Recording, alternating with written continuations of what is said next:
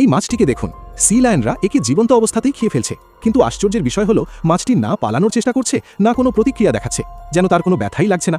আসলে এটি হলো সানফিশ, যাকে অনেকেই সমুদ্রের আবর্জনা মাছ বলেও ডাকে।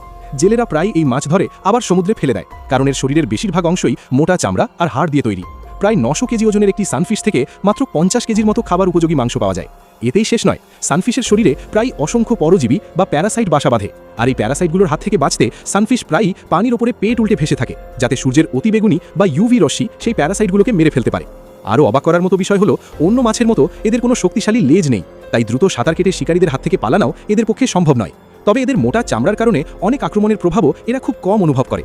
কিন্তু প্রশ্ন হলো, এত দুর্বল হওয়া সত্ত্বেও সানফিশ এখনও বিলুপ্ত হয়ে যায়নি কেন? এর কারণ শুনলে অবাক হবেন। একটি মাত্র স্ত্রী সানফিশ একবারে 30 কোটি বা 300 মিলিয়নেরও বেশি ডিম দিতে পারে। আর এই অবিশ্বাস্য প্রজনন ক্ষমতাই সানফিশকে আজও পৃথিবীর মহাসাগরগুলোতে টিকিয়ে রেখেছে। প্রকৃতি সত্যিই অবিশ্বাস্য।